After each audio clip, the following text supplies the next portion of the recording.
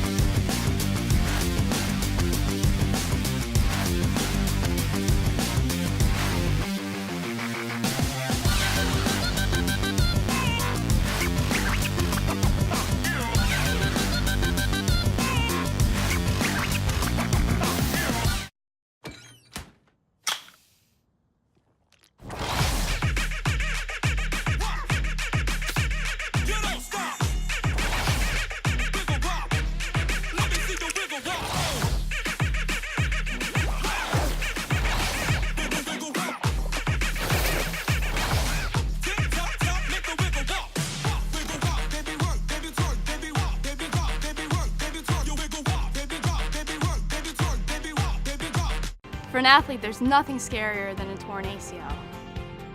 Athletes trust us with their care and their careers because we're a recognized leader in sports medicine. Get back to your active life sooner with MedStar Sports Medicine.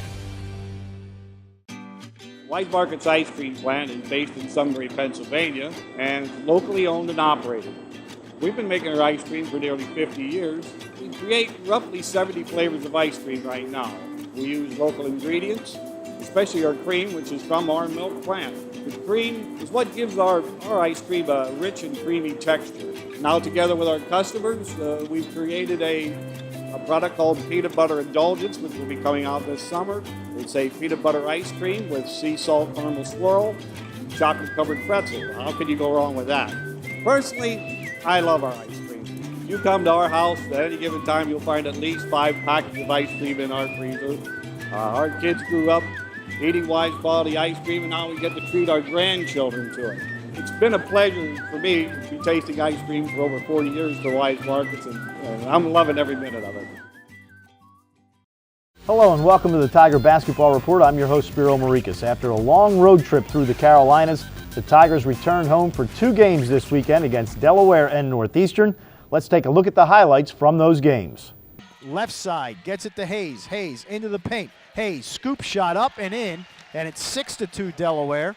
Work it to McNeil, swing it right side. Starr with a 3-point shot, and it's good. Brian Starr cans the 3, his 8th of the year, and the Tigers down 2, 11-9 with 13:40 remaining here in the first half. Top of the key to Daly.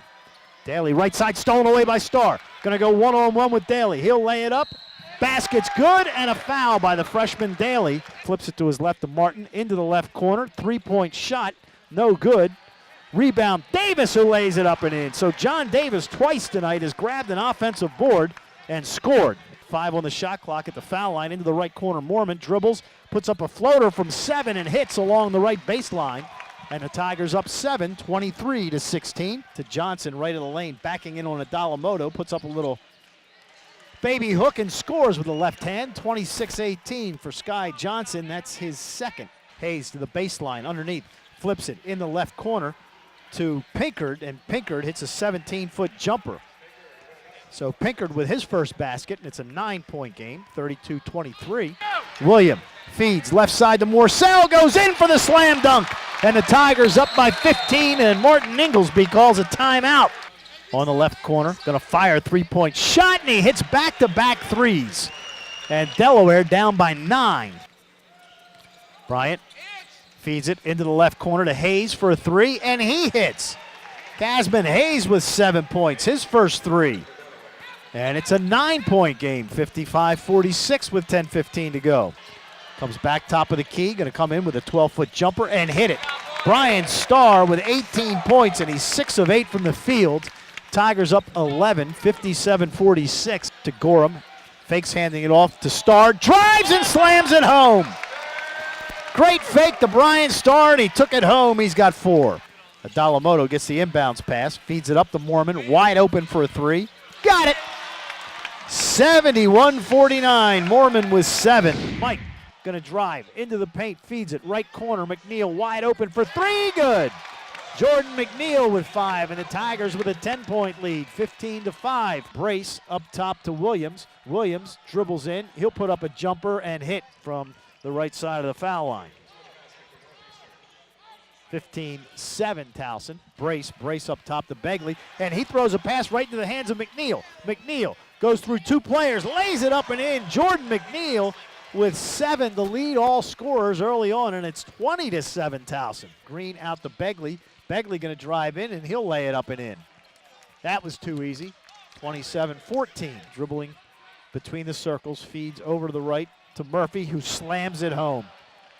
He got some room and just elevated and slammed it. He's got 5. 32-20, Tigers by 12. Eddie double teamed, flips it to Davis. Davis goes up, lays it home, and there it is. The 25th Tiger in history to score 1,000 points in his career, John Davis. Williams, cross court over to Begley, wide open for 3, and he hits, and all of a sudden it's a 4-point game, 49-45 with 11:52 to go. In the right corner to Mormon, 8 on the shot clock. Deshaun, hop, skip, jump to Davis. Reverse layup is good by John Davis, and the Tigers up 10, 64-54. Bounces it in the lane to Davis, pumps, banks it, basket's good, and he's fouled. He'll try to convert the 3-point play when we come back. Right side to Mormon, 8 on the shot clock to Morcell. He'll fire 3. Got it! Mike Morcell with his first basket of the game, and it's a huge one. Puts the Tigers up 6, 68-62 with 1:13 to go. Game clock now. Long pass ahead to John Davis. Davis with a slam dunk. And the Tigers by 5, 70-65 with 29 seconds left. Brian Starr had a career-high 18 points in the win over Delaware, and Arnaud William Adalamoto had 24 to lead the Tigers over the Huskies. As always, I'm joined by the head coach of the Tigers, Pat Skerry. And Coach, obviously that road trip was long, and after that it was great to get back to CQ, and your players certainly responded. Yeah, they did. I thought our offensive execution was much improved. Obviously, we had a good week of practice and able to emphasize some things, and there was a pretty good carryover. And I was happy for the guys, and we made some strides forward. And now, we still haven't quite reached our apex, but I think we're heading in the right direction. The Delaware game, it was nip and tuck early on. They actually led a little bit early on. Then you guys went on a run in the second half and put the game away. The Northeastern game a little different. You came out blazing, and then Northeastern made a late run, but you were able to hold on. So 2 completely different ball games, but the same outcome, victories. Yeah, I think Delaware. I don't think the final score was quite indicative. It was a close game for about 30 minutes. We played really well down the stretch, and they've got good sized guys, and they made some timely shots. They had some good shooters, and it was a little bit of a challenge. Good size, and they run good offense. And Northeastern obviously came in undefeated in first place, and our guys were ready. The kid Williams and Murphy are terrific players. I thought for like 30 minutes we were very, very good, and maybe didn't finish as well as we'd like. But there were a lot of good signs in both games. I think, especially offensively, I thought William had a great week. He's been really, really engaged the past couple weeks and playing like a senior, as is John. Those 2 guys kind of set the standard. And now we had different guys, kind of different nights. McNeil had a great week for us. He's practiced really well. And now we just got to get a couple more guys kind of going where we know they can get to. And we get a chance to, I think, become the type of team we hope to be. Yeah, we should point out John Davis in the Northeastern game became just the 25th Tiger to score 1,000 points in his career. And, he was fantastic against Delaware, had a double-double, 18 and 10. And then in Northeastern, his minutes that he plays, I mean, you said in our pregame show that per minute, he may be the most effective guy in the CAA. We had a meeting this morning, and if you played him 40 minutes, he's averaging like 23 and 13. So that's pretty productive. For a guy that's fighting injuries, I say it all the time, when you talk about practicing every day and being a team guy and only caring about winning, if you had 13 John Davises, you wouldn't need coaches. That guy is just a warrior.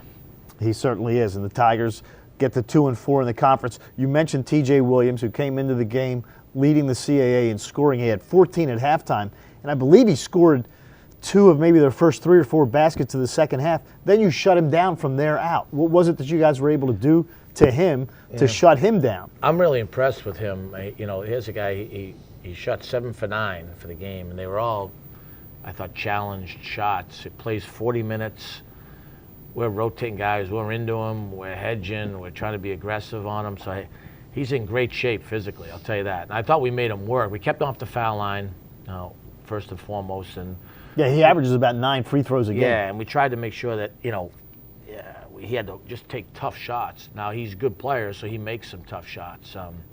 He's impressive. I mean, to play 40 minutes and after playing Thursday and knowing that we're pretty aggressive and physical, I was impressed with his stamina because he kind of helped them hang in there when the game was kind of in the balance. It looked like we had him on the ropes. But, we try to make a team defense when you play against good players, and when teams have those 1 or 2 guys that they really rely on, we're trying to use depth and fresh bodies and just maybe a little bit like that boxing match, try to get to their legs in the last few minutes. You mentioned Jordan McNeil had a great first half of the game, scored 9 points in the first half. Actually had another 3 that got taken away because they said he stepped on the sideline. But and you mentioned that there are guys that you need to pick up a little bit. And one of those is Mike Morcell, who has really struggled in CAA play. But he made a fantastic outlet pass to John Davis for a slam dunk, and then went Northeastern. They cut the game to 3, and he comes in and hits that 3-pointer to put it back up to 6, which ultimately gave you the victory. Can Mike take that to move forward? Well, he will. He's too talented a player to eventually not break out. We just want him to stay aggressive. I thought his defense was much better against Northeastern. He's just got to stay in the moment, focus on the details. Now, the 3 he made was huge, and he really just stepped into it. He had good execution off the side ball screen. He was shot ready. And then the pass play made, he used his size, his strength, and he's a guy that led us in assists last year to throw a great pass to John down the court when he was being trapped and a little bit under duress. So he'll get it going. I have every belief in the world to say that because I see it every day in practice. All right, so the Tigers get the 2 wins at home. That will do it for us today on the Tiger Basketball Report. Join us next time, and we will preview the Tigers' games against the Pride of Hofstra and also their game against the Blue Hens of Delaware. For head coach Pat Skerry, I'm Spiro Morekas. Thanks for joining us, and as always, go Tigers.